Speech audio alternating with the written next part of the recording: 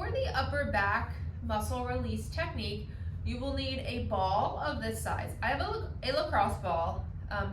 Depending on your pain tolerance, if you're pretty sensitive, something like a tennis ball might be more tolerable to start. So if you are having tension or pain on the left side, you will start with the ball in your right hand and try to just feel around back there where that is. That's gonna give us our pinpoint location when we go down to the floor. If you're having pain on the right side, you're gonna hold it in the left hand, find that spot behind the right shoulder blade. So I will demo as if I had some tension on my left side. So I'm gonna place the ball kind of right where I feel it. You wanna try to not be all the way out here on your bone. Typically, these muscles that are involved lie between the spine and the shoulder blades. So somewhere in the middle here, I'm gonna place it on my back and then lay down on my back with that ball right on the muscle knot. Now, if it is nearly impossible for you to just relax in this position because it's so painful, you might do better with a tennis ball because we're gonna be adding on here. So the first step is knees bent, hips on the floor, and just breathe. We want to kind of calm the nervous system down so that there's not so much guarding and tension around this muscle knot. Taking a few deep breaths in through the nose and out through the mouth.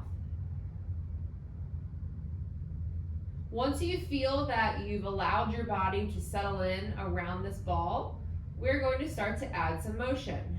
And that is going to be by moving the arms out to the side in kind of like a snowflake fashion. Now dragging the fingertips on the floor. I encourage you to do both arms at the same time. And then maybe once we get out to the side, we let those arms relax again. So pressure to the muscle with the fibers in a different position.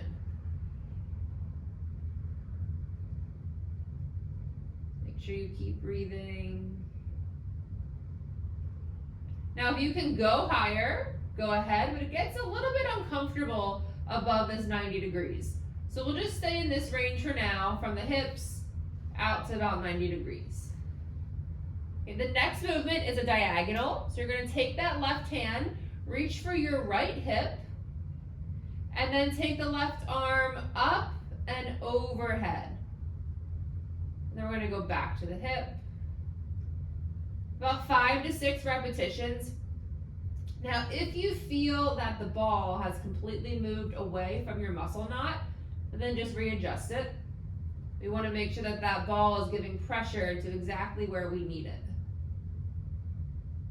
After our 5 to 6 reps here, we have one more move. We're gonna bring the arm down by our hip and we're going to go straight up and over. Thumb touches the floor and then pinky touches the floor.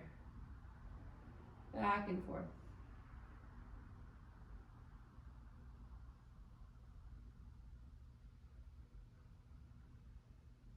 Now you might benefit from moving this ball to another spot. You could either have multiple knots or just a really big knot that this wasn't enough.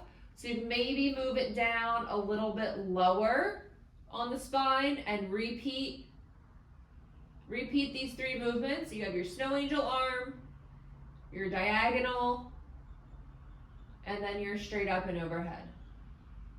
Repeat those 3 anywhere you need it in those muscles behind the shoulder blade.